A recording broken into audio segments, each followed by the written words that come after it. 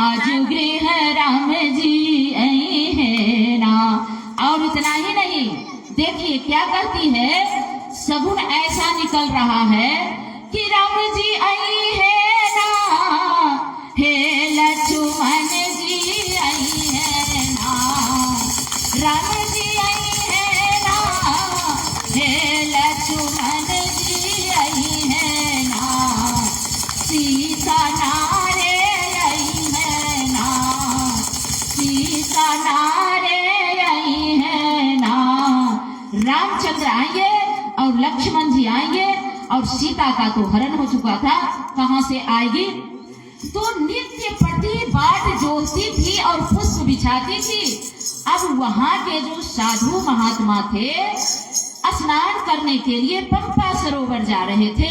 अब पंपा सरोवर जब जा रहे थे तो वो ऋषि महात्मा जब जा रहे थे और माता सबरी की कुटिया बगल में माता सबरी भी पास कर रही थी, तो वो महात्मा जी का वस्त्र जो था वह माता सबरी में स्पर्श कर गया।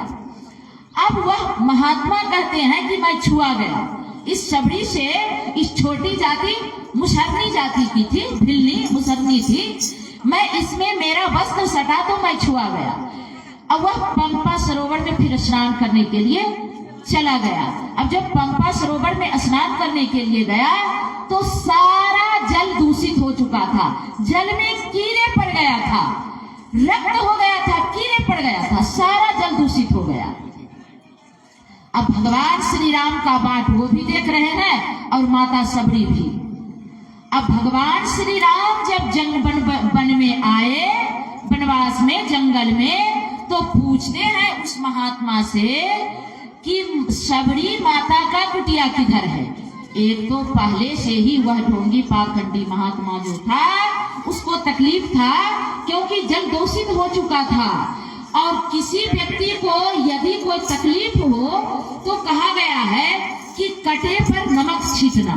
एक तो पहले से वह दुखी था क्योंकि जल दूषित हो गया था और सबरी से ईर्ष्या होता था, और भगवान श्री राम वो महात्मा के पास नहीं जाकर के और पूछते हैं कि सबरी की कुटिया किधर है। उसको लगा कि मैं इतना बड़ा महात्मा, इतने दिनों से इतना बड़ा दाढ़ी, झोटा, भेष भूषा और ये मुसहरनिया को भगवान श्री राम खोजते आ रहे, गजब सी बात है। लेकिन मने मन ऐसा बड़ा उसको अंदर से लगा कि मुसहरनी को भगवान श्री राम खोजते हैं। तो उन्होंने अपना कहा, प्रभु हमारी समस्या को, विनती को स्वीकार किया जाए भगवान श्री राम से। माता सबरी का जो कुटिया है वो थोड़े ही दूर में है, लेकिन मेरी समस्या का समाधान कीजिए प्रभु। तो क्या समस्या है?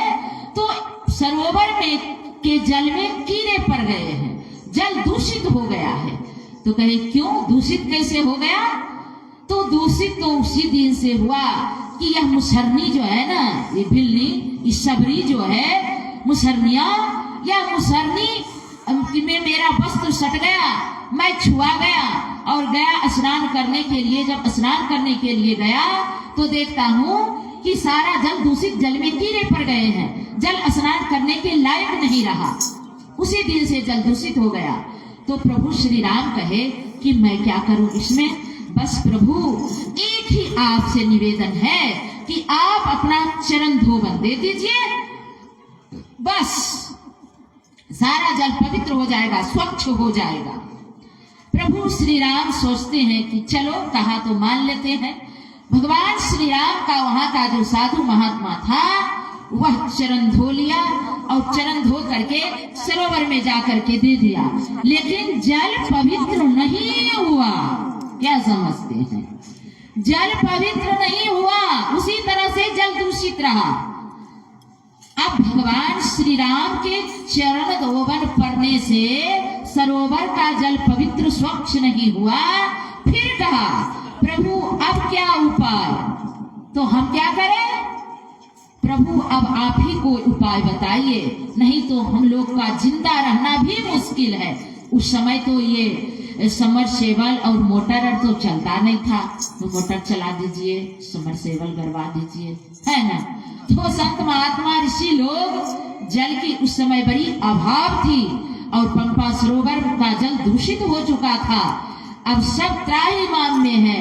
तो प्रभु श्री राम कहे कि जिसके कारण जल दूषित हुआ, जिसमें तुम्हारा वस्त्र सटने से, यदि वही कुछ युक्ति बता दे तब तो समस्या का निदान होगा, और नहीं तो नहीं।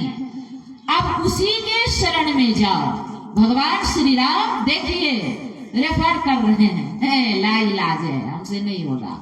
भगवान श्री राम कहते हैं कि माता सबरी के पास जाओ, यदि कुछ युक्ति बता दे तो यह तुम्हारा सरोवर का जल पवित्र हो सकता है, अन्यथा कोई उपाय नहीं है। वह महात्मा गया।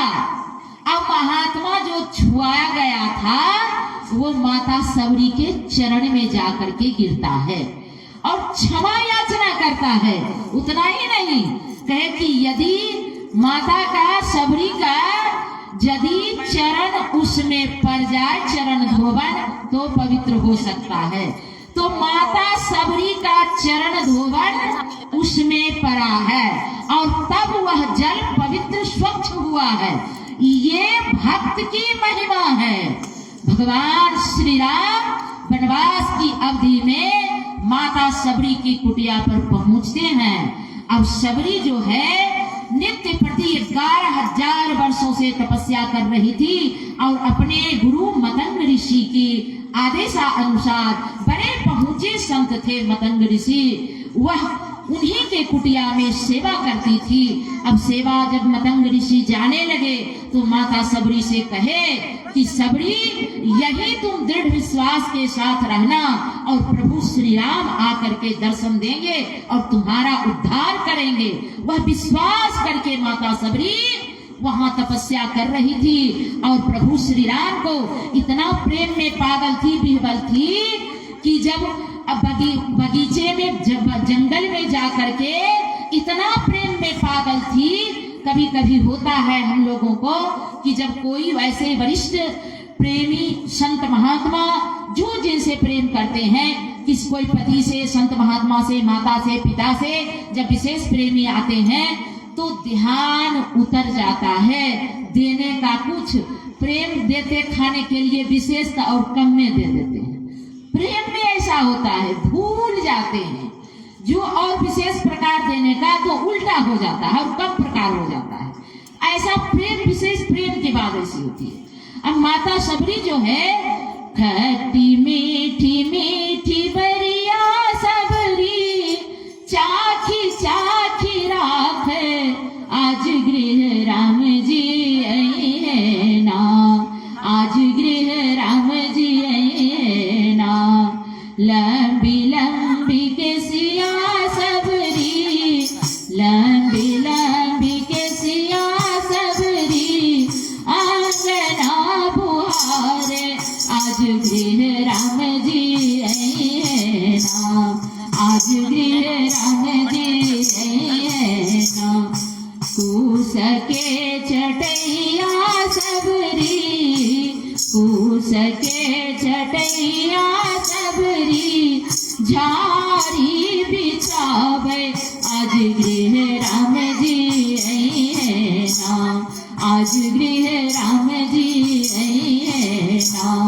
अब इतना प्रेम में पागल है कि बैर को क्या करती थी कि चाख लेती थी, जो मीठा होता था वह दोने में रख लेती थी और खट्टा बैर को फेंक देती थी। इतना, और उसको ये ध्यान नहीं था कि प्रभु को मैं झूठा बैर खिलाऊंगी, नहीं, वो प्रेम में पागल है कि भगवान को खट्टा बैर मैं अपने प्रभु को नहीं खिलाऊंगी, मीठा बैर खिलाऊंगी, उसको तो ध्यान नहीं है। भगवान श्री राम जो है सो माता सबरी के कुटिया पर पधार गए हैं।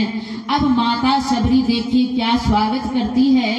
इतना रोई है, इतना रोई है कि जल की आवश्यकता नहीं पड़ी, जल की आवश्यकता नहीं पड़ी।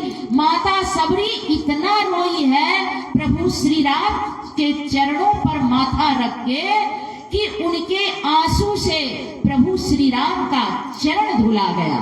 इतना प्रेम में पागल और तब आसन लगा करके और भगवान श्री राम को नवधा भक्ति में है कि कंदमूल फल सुरस अति दिए राम कह आनी, अब प्रेम सहित प्रभु खाए बारंबार बखान। कि कंदमूल फल सब ला करके माता सबरी भगवान श्री राम को देती है। और प्रभु श्री राम यदि कोई स्वादिष्ट भोजन बनता है तो बिना कहे लोग बार बार उसकी बड़ाई करते हैं, और यदि नहीं स्वादिष्ट बनता है तो घर वाले को बार बार पूछना पड़ता है, अच्छा बना है, अच्छा बना है। तो जो खाते हैं तो सोचते हैं कि बेचारी अपना भर तो पूरा प्रयास की है, ऐसा नहीं करके दी है कि वो भोजन करने वाले को अच्छा नहीं लगे, प्रयास तो पूरा की है। हाँ, उनके ज्ञान के कारण या और किसी चीज के कारण भोजन में कुछ त्रुटि रह गई तो दिल तोड़ना नहीं चाहिए। तो बार बार पूछने पर कहते हैं अच्छा हाँ ठीक है। लेकिन जब जो स्वादिष्ट भोजन होता है उसमें पूछना नहीं पड़ता है, स्वतः अपने मुंह से निकलती है वो कौन बना है, बहुत अच्छा भोजन बना है, बड़ी अच्छी तैयार की गई है। भगवान श्री राम माता सबरी के बैर को खा रहे हैं। बताइए तो उस बैर में क्या था? कहते हैं कि जो स्वाद माता कौशल्या अपने हाथों से खिलाती थी, माता कौशल्या, वो स्वाद आज ही हमको मिला। गजब का सब स्वाद है। माता कौशल्या के हाथों का स्वाद आज वह चखा हुआ बैर में, जूठा बैर में है। और भगवान श्री राम किस तरह से खा रहे हैं? बिच्चा जो बैर में होता है उसको भी नहीं फेंक रहे थे, बैर के बिच्चा सहित गिलते चले जा रहे थे। माता सबरी भगवान श्री राम को दे रही थी और वो बैर के बिच्चा सहित गिलते जा रहे हैं। कंदमूल फल सुरस अति दिए राम कह आनी, और प्रेम सहित प्रभु खाए बारंबार बखान। एक बार नहीं बारंबार शब्द आया है श्री रामचरितमानस में कि बारंबार बखान करके प्रभु उस बैर को खा रहे थे। अब बार बार जब बखान करके खा रहे थे, और लक्ष्मण जी जानते हैं कि शेषा अवतार है, लक्ष्मण जी को गुस्सा नौके पर रहता है, ये भी जानते। लक्ष्मण जी शेषा अवतार हैं, वो जल्दी समझौता नहीं करते हैं, उनको तुरंत गुस्सा आता है। अब लक्ष्मण जी सोच रहे हैं कि भैया इस झूठे सब पैर में दांत काटा हुआ है और इनको तनिक भी देखियो नहीं रहे हैं कि इस पैर में दांत लगा हुआ है और बिच्चा सहित सब खाते चले जा रहे हैं, क्या इनको हो गया है। लेकिन अपने स्वामी के साथ जब कोई बड़े बुजुर्ग हो या अपने गुरुदेव हो तो उनके सामने छोटों को जबान नहीं अधिक लड़ानी चाहिए। तो अब सोच रहे हैं कि जब मेरे स्वामी भैया ही बैर को खा रहे हैं तो मैं क्या करूं, क्या बोलूं? झूठा बैर उनका जो है सो भौवा कुछ चढ़ गया, मुंह कुछ दूसरे सा हो गया, उन्होंने बैर को ग्रहण नहीं किया। भगवान श्री राम खा रहे हैं और लक्ष्मण जी उस बैर को फेंक दिए। अब ये बातें हो गई। अब तब माता सबरी भगवान श्री राम से कहती है कि केही विधि स्तुति करऊं तुम्हारी, अधम जाति में जरमति भारी, अधम ते अधम अधम अति नारी, अति मंद आघारी। हे प्रभु, दोनों हाथ जोड़कर माता सबरी भगवान श्री राम से प्रार्थना करती है कि हे प्रभु, मैं आपकी स्तुति, आपकी सेवा, आपकी प्रार्थना किस तरह करूं? मैं किसी लायक नहीं हूँ। अधम ते अधम के ही विधि स्तुति करऊं तुम्हारी। हे नाथ, हे प्रभु, मैं आपकी सेवा किस तरह करूं? अधम जाति, मैं नीच जाति की हूँ, मुशर्नी हूँ। एक ही नहीं, कितना बार अपने को अधम कही है। अधम ते अधम, यानी एक बार तो अधम कही उससे भी कहे अधम में जो भी अत्यंत नीच जाति की होती है, नीचों में भी जो अत्यंत नीच होती है, अधम ते अधम, अधम अति नारी, अतिन्ह मह मैं मति मंद अघारी, उसमें भी मैं छोटी जाति की हूँ। नीचों में भी जो नीच जाति की होती है, नंबर 1। दूसरा, मैं नारी हूँ, मैं नीच बुद्धि की हूँ, जड़ बुद्धि की हूँ, मैं मूर्ख हूँ। अधम ते अधम, अधम अति नारी अपने को 4 बार बार बार कह रही है। हे प्रभु, मैं नीच जाति की हूँ, मैं नारी हूँ, मैं मूर्ख हूँ, मैं पापनी, मैं आपकी स्तुति करने लायक नहीं हूँ। के ही विधि स्तुति करम तुम्हारी, अधम जाति मैं जगमति भारी, अधम ते अधम, अधम अति नारी, अतिन्ह मैं मति मंद अघारी। तो भगवान श्री राम क्या कहते हैं?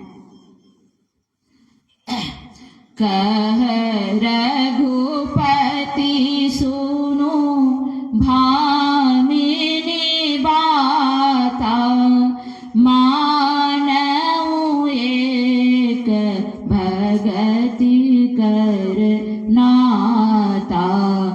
हे शबरी, मैं जितना तुम अभी बोल रहे हो, श्री रामचरितमानस में भामिनी का अर्थ सुंदरता लिया गया है। इतना ही नहीं, जबकि सबरी माता सबरी एकदम काली कलौटी थी, एकदम कुरूपा थी, काली कलौटी थी, लेकिन फिर भी भगवान श्री राम क्या देख रहे हैं? अंदर की सुंदरता। कहते हैं भामिनी, भामिनी का अर्थ यहाँ सुंदरी लिया गया है। हे सुंदरी, हे गजगामिनी, हे सुंदरी, मैं बस एक ही नाता मानता हूँ। कोई जाति से नीच हो, नीच कुल में जन्म लिया, जाति पाति कुल धर्म बराई, धन का बल नहीं हो, परिजन का बल नहीं हो, कुटुंब बल नहीं हो, धन बल परिजन गुण भी नहीं हो, चतुर भी नहीं हो, धन बल परिजन गुण चतुराई, अभक्तिहीन नर सोहई कैसा, तो बिनु जल बारिद देखिए जैसा। हे सबरी, हे सुंदरी, तुम में तो नभो प्रकार की भक्ति है, इसलिए हे सुंदरी, तुम जो सुंदरता, हे गजगामिनी, हे सुंदरी, तुम्हारे पास तुम अपूर्व सुंदरी हो। अरे नभ माह एकऊ जिन्ह के होई, नारी पुरुष सो चराचर कोई, सोई अतिशय प्रिय भामिनी मोरे, सकल प्रकार भगति दृढ़ तोरे।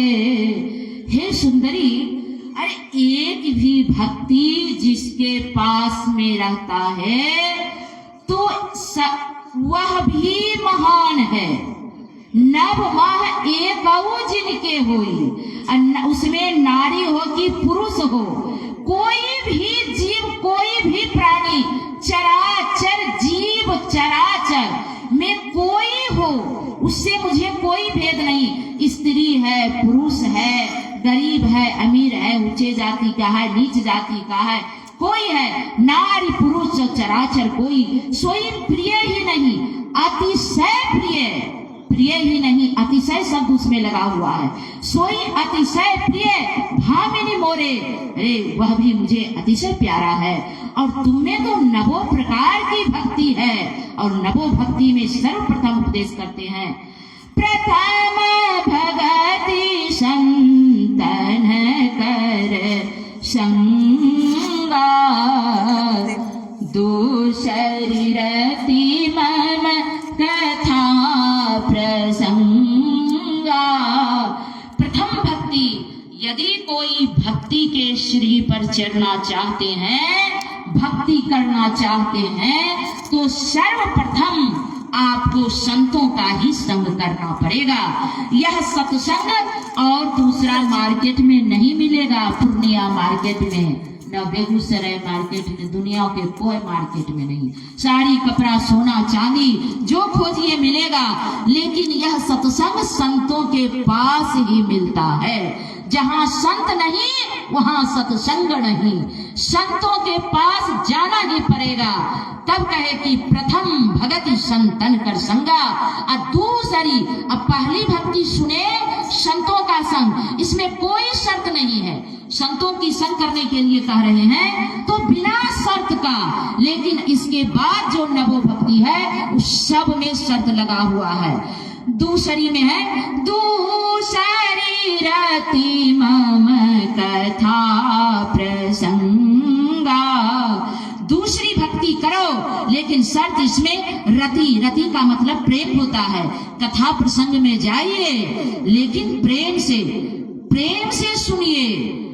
शर्त लगा हुआ है, कथा प्रसंग में जाइए तो सत्संग में, लेकिन प्रेम के साथ सुनिए। जबकि माता सबरी कभी असावधान नहीं रहती थी, फिर भी भगवान श्री राम कहते हैं कि सावधान सुनो अधरु मन माही, कि हे सबरी कथा प्रसंग सावधान होकर के सुनो।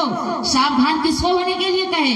मेरे जैसे मूर्ख को, मेरे जैसे के लिए, मूर्ख के लिए, अधम के लिए। माता सबरी असावधान नहीं थी, हम लोगों को समझाने के लिए उन्होंने ऐसा उपदेश दिया कि सावधान सुनो अधर्म मन माही। कथा प्रसंग में जाइए तो सावधान होकर के सुनिए। हाँ, देखिए क्या वो सोए हुए हैं। श्री सद्गुरु महाराज की जय। तो कथा प्रसंग में सावधान से सुनिए। जब माता सबरी जैसे को, इसीलिए भगवान श्री राम सावधान किए थे कि सबरी सावधान हो जाओ। मैं भी कहती हूँ सावधान हो जाइए। अब विराम दे दूंगी, क्योंकि रात्रि आप लोग को सोने का मन कर रहा है, और हमको तो बस मिल गया तो मिल गया, सत्संग मिल गया। हाँ, सुध बुध गयो बगुलवा भयो। हाँ, पहले आने के लिए नहीं कह रहे थे, अब देखिए अब लगता है कि कब, लेकिन करूँ तो क्या करूँ। नवधा भक्ति का प्रसंग जो है बहुत लंबा प्रसंग है, बहुत आनंददायक है। श्री रामचरितमानस का मूल है, सार है। इस पर कई दिन बोला जा सकता है, लेकिन मेरे पास कोई ज्ञान नहीं है, ये बात जान लीजिएगा। तो ऐसी कथा प्रसंग जैसे आप देखिए, कई वो माता जी को देख ली सोई हुई थी, कहीं सत्संग हो रहा था। सत्संग हो रहा था तो एक सेठ जी थे और सेठान जी। तो सेठान जी जो थी ना वो सत्संगी थी, समझे। सेठान जी सत्संगी थी, सत्संग में जाती थी। और सेठ जी को अपना जो है ना हिसाबे जोड़ने से, व्यापार से फुर्सत नहीं मिलता था। लेकिन जिसकी पत्नी धर्मात्मा होती है तो अपना पति को बार बार बातों सुन के चाहती है कि किसी तरह से ये भी सत्संगी बन जाए, है ना, ये भी किसी तरह से दीक्षा ले ले, सत्संगी बन जाए। तो सेठान जो थी वो बार बार अपने सेठ जी से, पति से कहती थी कि आप चलिए ना सत्संग में, हमारा सत्संग बहुत अच्छा होता है, उसमें संत महात्मा, संत साध्वी आते हैं, बड़े अच्छा सत्संग प्रवचन करते हैं, बहुत फायदा होता है। अब रसरी आवत जात ते सिल पर परत निशान है। एक दिन नहीं माने सेठ जी, 2 दिन, 4 दिन, 5 दिन, 10 दिन। आखिर कोई काम से फुर्सत हो तो नहीं मिल सकते। बेटी से मिले नहीं फुर्सत हो, समाज से मिले कि नहीं हो, पत्नी से मिले फुर्सत होवे न करेगा। पत्नी से तो वो तो अनिवार्य है, जाना भी चाहिए। तो अब सेठ जी जो है सो पत्नी से मिलने के लिए जाते। अब सेठान सोचती यही मौका है इनको सत्संग कराने का, कुछ अच्छी बातें कहने का, किसी तरह मान जाए। बार बार तो पुरुष लोग सोचते हैं कि चलो बार बार जब कह रही है तो हो गलत सही, चलो इसी का बात एक बार मान लेते हैं। तो बार बार कहने के बाद, वह सेठान के कहने के बाद सेठ जी जो है सो एक दिन मान गए। इसी तरह से जैसे यमुना जी के दरवाजे पर यमुना जी जो यह ज्ञान यज्ञ का आयोजन किया, तो जिनके जो श्रद्धालु हैं आए, जिनको पहले से जानकारी था आए, अब उसके बाद सुने तब आए, कैसा लगा तो मन में श्रद्धा बढ़ती गई। तो उसी तरह से सेठान के कहने पर सेठ जी एक दिन चल गए। चलो बहुत कहती है, आज इसका बात मान ये लेते हैं। वो भी समझाती थी, कुछ लगता है कुछ नहीं लगेगा, चलिए न गए। सेठ और सेठानी दोनों गए। तो वहां के जो गृहपति थी, जो कथा करवा रहे थे तो वो दरवाजे पर जल रख दिए थे, उसमें लोटा था और एक व्यक्ति उसके स्वागत में थे। वह जो व्यक्ति सुनने के लिए आ रहे थे तो उनको कह रहे थे कि आबू पैर धोऊ अब बैसू। तो सेठ जी उसके अनुसार आबू पैर धोऊ बैसू सुन लिए। पैर धो करके दोनों पति पत्नी कथा स्थल में कथा सुनने के लिए बैठ गए। अब बैठने के बाद सेठ जी को वहाँ पंखा उंखा बड़ा बढ़िया व्यवस्था किया हुआ था। अब व्यवस्था अच्छी थी। सेठ जी को फुर्सत कब मिलता था सोचिए ना। तो बेचारे इतना लंबा कारोबार करते थे, फुर्सत ही जल्दी नहीं मिलती थी। अब वह वहां आकर के आराम से सो गए, है ना, सो गए। अब पत्नी बेचारी क्या बार बार हुलुक हुलुक हुलुक हुलुक क्या करती, क्या करती, कथा सुनेगी, अब इधर हुलुक हुलुक बात करने में थोड़ा डिस्टर्ब हो जाता है। अब वो बेचारे को लगा बस आए पैर धोए वैसे बिजनेस व्यापार से तंग तंग रहते थे। अब इतनी अच्छी नींद आ गई उस पंडाल में, इतनी अच्छी नींद आ गई, एकदम बिल्कुल सो गए। जब कथा विराम हुआ तो कहते हैं ना, विराम होने के बाद प्रसादी बटती है, जय जयकार होती है। तो जय जयकार हुआ, प्रसादी बटने लगे और लोग सब उठे, चलिए चलिए चलो चलो चलो। अब होने लगा, सेठ जी का नींद खुल गया। सेठ जी एकाएक उठते हैं, हाँ चलो चलो। अब चलू चलू का आवाज जो सेठ जी सुने, कहो अच्छा नींद भी सो गए, अच्छा से चल दिए, चल गए। सेठनिया को क्या पता था, वो तो सत्संग बेचारी सुन रही थी।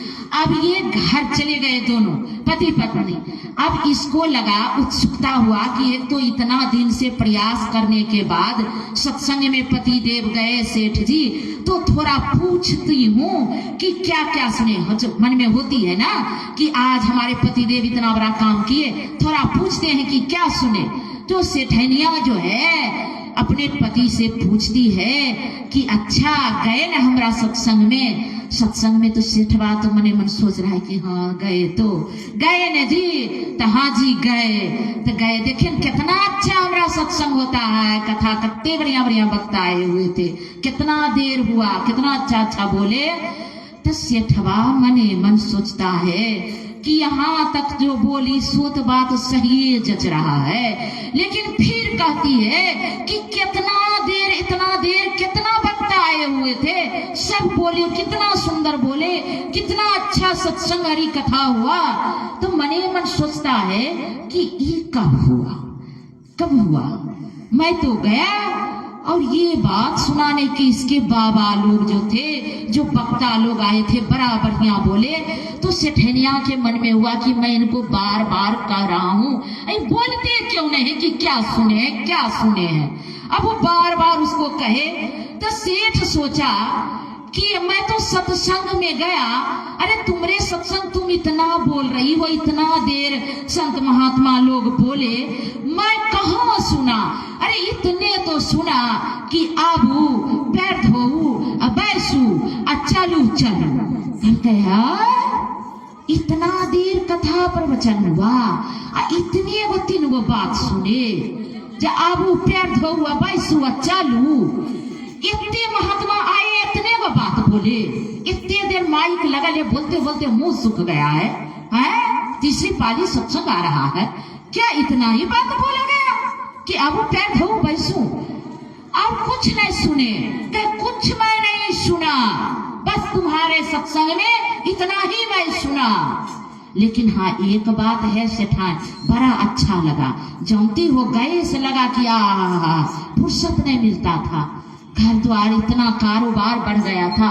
तब सेठनिया सोचती है कि जी आप सो गए थे जी, यानी कथा प्रारंभ हुई और आप सो गए, और उसके बाद जब कथा समाप्त हुई लोग जाने लगे, तब चलू चलू सुने।